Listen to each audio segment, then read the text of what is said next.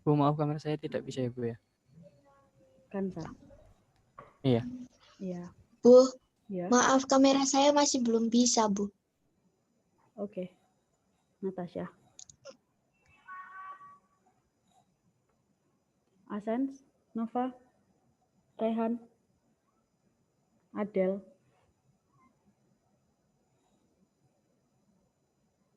Paloma.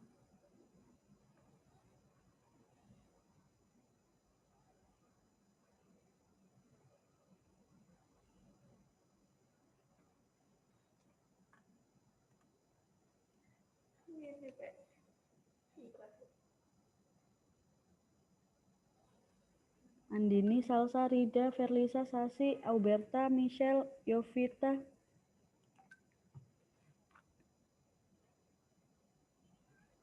Yuk, yang lainnya dinyalakan dulu kameranya. Jadi ini saya minta on cam terus ya sampai nanti akhir. Givan, Salsabila Putri, Hayden, Zahra, Farina, yang belum on kamera silahkan di-on-kan. Jadi saya di sini mau menjelaskan, melanjutkan materi kesetimbangan kimia, masih hal yang sama. Sebelum kita mulai pembelajaran kita hari ini, marilah kita berdoa menurut agama dan kepercayaan kita masing-masing. Berdoa dipersilahkan.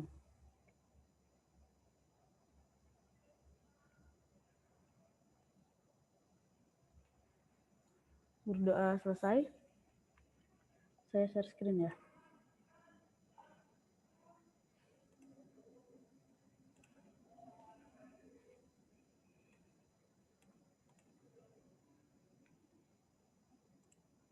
Oke, di sini kita udah di pertemuan ke-5 chemical equilibrium.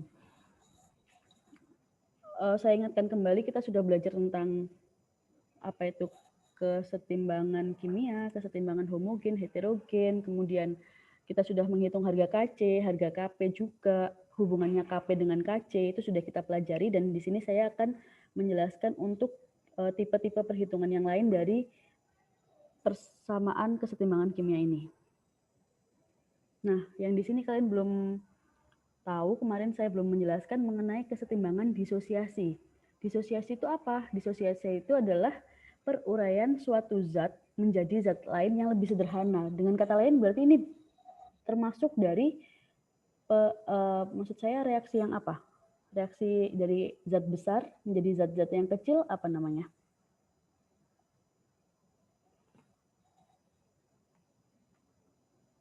Kok sepi?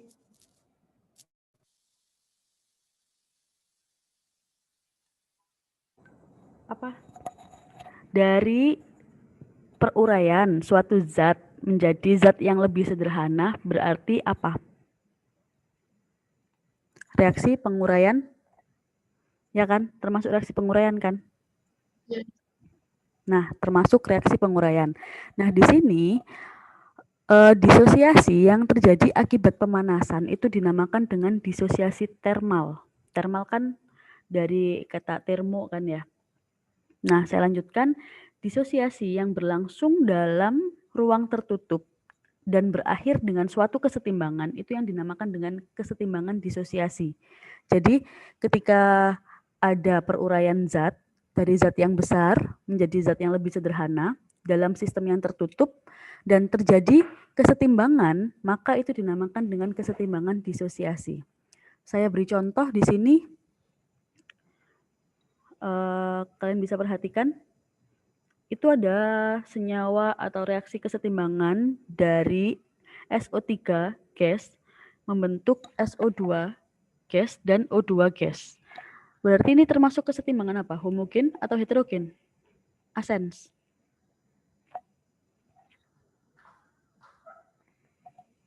Asens.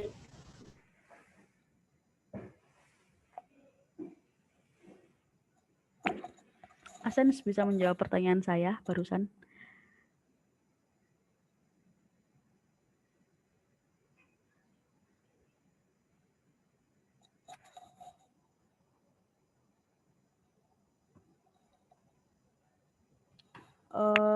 Oke, saya coba yang lainnya. Afnan. Homogen. Iya, homogen. Karena? Karena gas semua. Ya, karena fasenya sama-sama gas semua ya. Nah, di sini kalian bisa perhatikan jumlah molekul di keadaan awal dari SO3 ada berapa? Kita hitung bersama-sama. Ada 1, 2, 3, 4, 5, 6, 7, 8, 9, 10. Ada 10 mol gas SO3. Ternyata di keadaan akhirnya SO3-nya ada berapa? Sorry.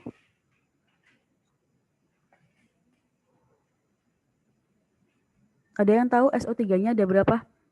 4. Iya, 4. Di situ kan ada kelihatan ya gambarnya. Ini SO3 nih. Ini 1, 2, 3, 4. Ada 4. Maka kita bisa tahu jumlah mol awalnya itu adalah 10 mol. Nah, di keadaan akhir kita dapatkan SO3-nya sisa 4 mol. Maka berapakah jumlah mol zat yang terdisosiasi? 6. Nah, di situ disosiasi saya simbolkan, di sini simbolnya itu adalah alfa. Nah, maka kita bisa menghitung harga alfanya. Alfa itu adalah sama dengan jumlah mol zat yang terdisosiasi dibagi jumlah mol zat mula-mula. Yang terdisosiasi ada 6. Kemudian jumlah mol zat mula-mulanya 10. Maka alfanya berapa? 0,6. 0,6. Ya 0,6. Sampai sini ada pertanyaan? Belum ada. Saya lanjutkan ya. Nah, kita kemarin sudah menghitung harga KC dan juga harga KP. Sekarang kita memaknai atau artinya apa sih nilai tetapan kesetimbangan itu, gitu kan? Nah, nilai numeris dari KC atau KP yang sangat besar itu menandakan bahwa reaksinya itu berjalan ke kanan, berlangsung secara sempurna atau mendekati sempurna. Contohnya di sini saya punya reaksi di tabel itu kalian bisa lihat ada H2 gas ditambah O2 gas membentuk 2H2O. Nah, di situ tetapan kesetimbangannya itu adalah 1,4 kali 10 pangkat 83. Kalian bisa bayangkan 10 pangkat 83 itu kan besar sekali ya. Nah, itu menandakan bahwa apa? Reaksi kesetimbangan itu berlangsung ke arah kanan. Jadi lebih ke arah produknya. Nah, berbanding terbalik ketika harga KC atau harga KP-nya itu sangat kecil. Contohnya yang di kedua itu ada gas N2 ditambah gas O2 membentuk gas NO. Dengan harga tetapan kesetimbangannya itu adalah 5,3 kali 10 pangkat minus 31. Minus 31 itu kan sangat kecil. Artinya apa? Lawannya yang tadi, kalau yang tadi arahnya ke arah produk, maka di sini arahnya lebih ke arah reaktan. Jadi dia tidak bisa berlangsung ke kanan secara sempurna, bahkan jauh dari kata sempurna gitu. Jadi arah reaksinya lebih ke arah reaktan atau ke kiri. Saya lanjutkan.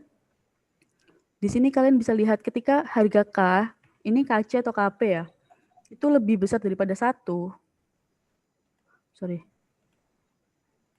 Maka reaksi lebih banyak ke arah produk. Reaksinya ke kanan. Itu contohnya H2 ditambah O2 membentuk H2O, KC sama dengan 9,1 kali 10 pangkat 80. Itu kan besar sekali ya. Berarti artinya apa? Reaksinya itu lebih berjalan ke arah kanan atau ke arah H2O. Sedangkan kebalikannya ketika harga K-nya itu kurang dari 1, maka reaksinya lebih banyak ke arah reaktan. Jadi kesetimbangannya lebih bergeser ke arah kiri. Contohnya di sini ada N2O4, itu menjadi 2NO2. Harga KC-nya kan minus 3. Minus 3 ini kan kurang dari 1, maka reaksi ini lebih ke arah kiri atau ke arah N2O4. Ke arah reaktannya. Gitu. Saya lanjutkan ya. Oke.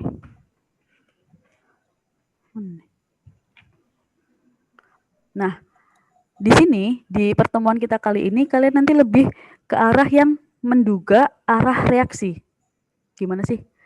Lebih ke arah menduga arah reaksi. Jadi lebih ke subbab yang kalian itu harus menduga arah dari reaksi itu. Apakah reaksi itu berjalannya ke kanan atau ke kiri? Ya kan? Nah, jadi gini, kalau kemarin kalian sudah tahu ada 3 tahapan reaksi. Yang pertama tahap apa? catatannya kemarin boleh dibuka. Tahapannya itu ada 3. Yang pertama,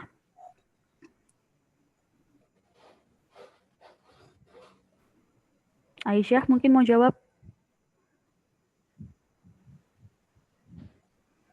Belum? Belum, Bu. Oke, yang lainnya boleh kalau mau jawab. Aulia?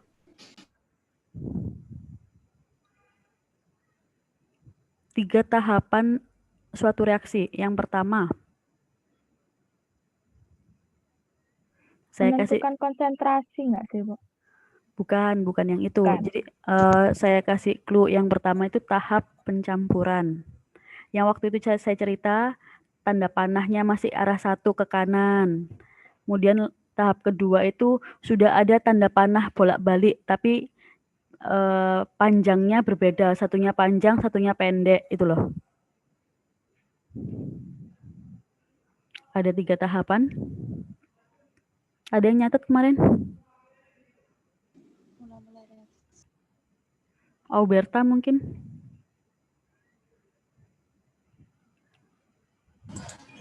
Pemutusan ikatan. Pemutusan ikatan ada di bab termokimia ya?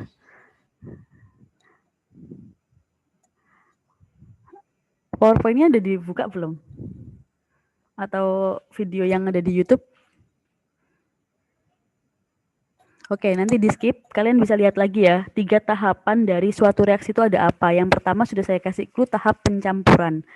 Saya lanjutkan lagi. Nah, kemarin kalian itu sudah melalui 3 tahapan itu.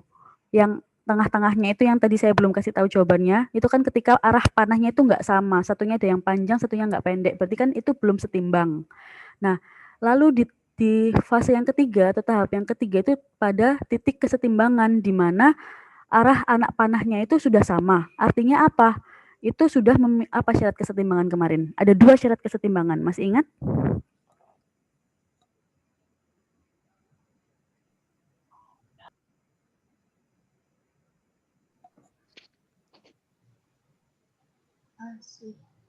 Apa? Siapa yang mau jawab? Laju reaksi ke kanan sama dengan laju reaksi ke kiri. Iya, benar. Satu lagi? Konsentrasinya tetap. Konsentrasinya tetap. Tadi siapa yang jawab? Nashwa. Nashwa. Ya, benar yang dikatakan oleh Nashwa. Jadi ketika pada tahap kesetimbangan itu syaratnya ada 2. Laju reaksi ke kanan sama dengan laju reaksi ke kiri dan konsentrasinya selalu tetap. Nah, ketika ada suatu reaksi dalam keadaan setimbang, zat yang ada di ruas kiri dan zat yang ada di ruas kanan ketika dicampurkan dalam satu wadah, maka akan sangat mungkin bahwa campuran itu tidak lagi setimbang. Jadi kalian bisa bayangkan ya, ada reaksi yang sudah setimbang. Nah, kemudian itu reaksi yang ada, zat yang ada di sebelah reaktan dan zat yang ada di sebelah produk dicampurkan jadi satu di satu wadah. Ya, maka kan akan sangat mungkin bahwa campuran dari reaksi tadi itu tidak setimbang lagi.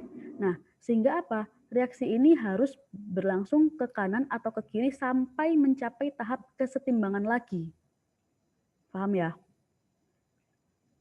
Saya kecepatan? Oke, paham? Nah, ketika terjadi hal yang seperti ini, kita bisa memeriksa reaksi ini berjalan kemana? Ke arah produkkah atau ke arah reaktankah?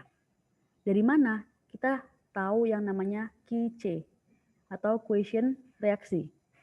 Nah, quotient reaksi ini dapat menentukan arah suatu reaksi itu. Apa sih quotient reaksi itu? Quotient reaksi itu adalah nisbah konsentrasi yang bentuknya sama dengan persamaan Kc. Jadi kalau saya berikan gambar yang kuning ini, kotak kuning ini kan ini Kc itu sama dengan konsentrasi C dipangkatkan koefisiennya, dikalikan dengan konsentrasi D pangkat koefisiennya, dibagi dengan konsentrasi A pangkat koefisien, dikalikan konsentrasi B pangkat koefisien. Nah, ini kan sama dengan saat kalian mencari harga Kc. Nah, bedanya karena Kc itu adalah ketetapan, maka kan kalau Kc sudah ditentukan, nilainya berapa sudah ada. Nah, ini kalian bisa membandingkan harga Kc-nya dengan harga Kc yang sudah ada tadi. kalau saya lanjutkan ke sini.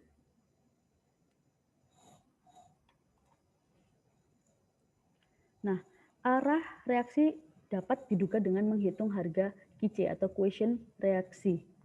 Nah, kalian kemudian bisa membandingkan. Ketika kalian sudah menemukan harga QC-nya dan harga KC-nya itu diketahui, ketika posisi yang pertama atau kondisi pertama itu harga QC-nya sama dengan harga KC, maka reaksi pencampuran tadi itu berarti dalam keadaan setimbang. Itu yang pertama. Situasi yang kedua, ketika kalian menghitung harga QC dan kalian dapatkan bahwa QC-nya itu kurang dari harga KC, maka produknya itu lebih kecil dari reaktan. Nah, supaya seimbang, maka reaksi itu akan bergeser ke arah produk. Tuh. Paham untuk situasi yang kedua? Paham, Bu. Oke. Yang ketiga saya lanjutkan. Ketika harga QC-nya itu lebih besar dari harga KC, artinya apa? Produknya itu lebih besar daripada reaktan. Maka reaksinya itu akan bergeser ke arah kiri, ke arah reaktan yang tadinya lebih sedikit, supaya supaya mereka bisa setimbang lagi gitu. Kalau kalian memperhatikan gambar ini loh neraca yang ini, kita lihat aja, kita anggap yang di sebelah kiri ini adalah reaktan dan di sebelah kanan ini adalah produk. Ketika harga QC itu lebih kecil daripada harga K, kan berarti produknya lebih sedikit. Kalau lebih sedikit kan berarti dia di atas kan, lebih ringan kan. Nah, supaya neraca ini tuh bisa setara lagi, seimbang lagi, setimbang lagi, maka kan ini akan geser ke arah produk. Nah, ketika dia sudah bergeser ke arah produk, maka dia akan setimbang, turun lagi dia. Gitu, bisa membayangkan?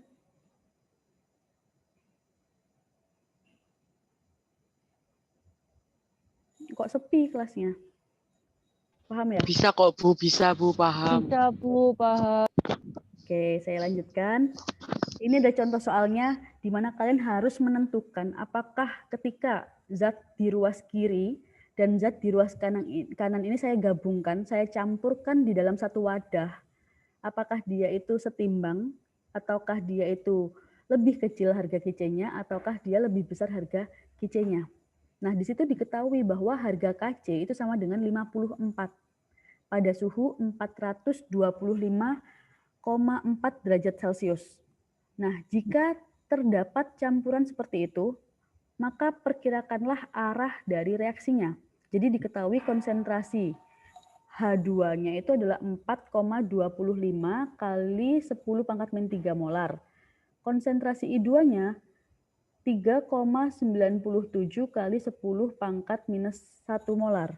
Dan konsentrasi HI-nya itu 9,83 kali 10 pangkat min 2 molar. Ingat menghitung harga KC tadi sama dengan cara menghitung harga KC, ya kan? KC itu nisbah dari konsentrasi sama dengan KC. Nah, berarti gimana cara menghitungnya kalau ada persamaan reaksi seperti itu? KC sama dengan, boleh sebutkan salah satu.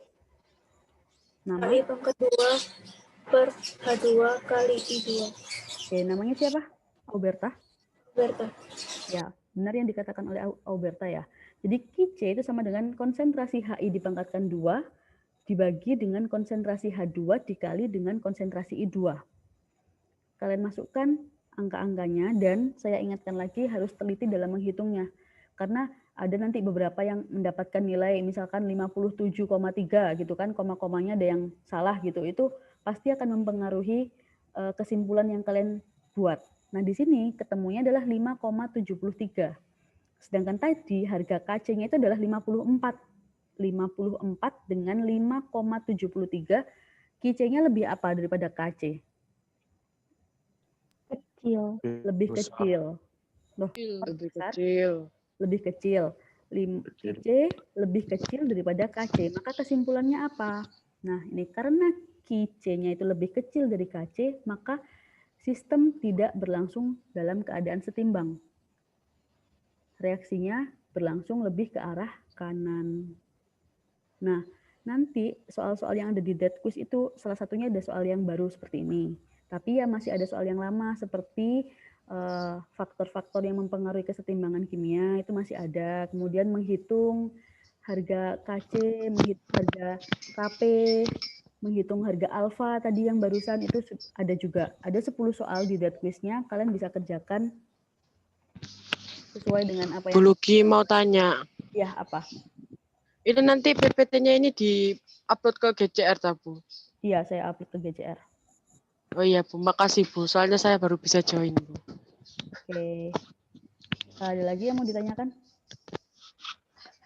Oh ya, saya belum sempat sampaikan juga. Kalian sebenarnya bisa lihat juga dari koefisien suatu reaksi itu. Ketika koefisien kanan sama dengan koefisien kiri, itu maka artinya bisa jadi juga itu menandakan bahwa harga QC-nya itu sama dengan harga KP. Contohnya di sini kan ada H2 itu kan 1 koefisiennya, I2 juga 1. Kan totalnya di kiri berarti ada 2. Di kanan totalnya juga ada 2. Maknanya apa? Ketika delta N-nya sama, terus kita masukkan ke harga hubungan antara KP dengan KC, maka kita peroleh bahwa KP sama dengan KC ketika koefisien reaksinya itu sama antara koefisien sebelah kiri dengan koefisien yang di sebelah kanan. Itu saya yang kemarin kelewatan waktu ini pertemuan minggu lalu. Ada pertanyaan? Sebelum saya tutup pertemuan hari ini. Bu mau tanya lagi. Kan kemarin saya sempat ke Google ya, Bu ya. Itu kok tulisannya di Google itu bisa ditentuinnya itu bisa dari koefisien juga, Bu. Maksudnya untuk QC sama KC-nya untuk berjalan ke arah mananya itu loh, Bu. Itu katanya bisa ditentuin dari koefisien, Bu. Tapi waktu saya jawab sesuai koefisien ternyata salah, Bu. Enggak, sebenarnya enggak sesederhana itu ya. Kalian tetap harus menghitung harga KC sama QC-nya. Harga QC-nya. Kalau yang tadi yang dilihat, kalau yang dilihat dari koefisien, kamu tadi membandingkan koefisien sebelah kiri sama sebelah kanan itu hanya menunjukkan bahwa apakah KC sama dengan KP. Yang waktu hubungan yang ada KP sama dengan KC kali RT pangkat delta. Iya, Bu. Nah, itu baru di situ. Kalau berarti nggak bisa ya, Bu, kalau di sini, Bu? Nggak bisa. Kalau di sini QC harus kalian hitung terlebih dahulu dan cara menghitungnya juga sama dengan cara menghitung KC. Oh, iya, Bu. Makasih, Bu. Oke. Ada lagi? Bu Luki mau tanya. Ya. Penulisan tanda kurungnya Ki itu ada aturannya juga, Bu? Enggak, kalau harga QC enggak ada. Kalau yang ada aturan yang kemarin itu yang waktu harga KC yang konsentrasi itu dan juga yang KP. Nah kan tadi kalian sudah bisa pastikan juga bahwa QC itu sama dengan konsentrasi ya, maka aturannya itu ya sama dengan yang konsentrasi. Berarti tanda kurungnya itu sama dengan yang tanda kurung konsentrasi. Nggak ada aturan yang lain. Oke. Ada yang lain?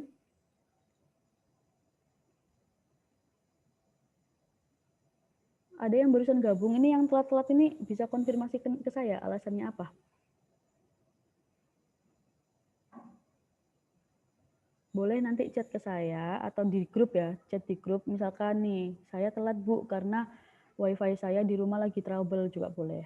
Biar saya catatnya juga enak gitu loh, biar nggak ada miskomunikasi lagi.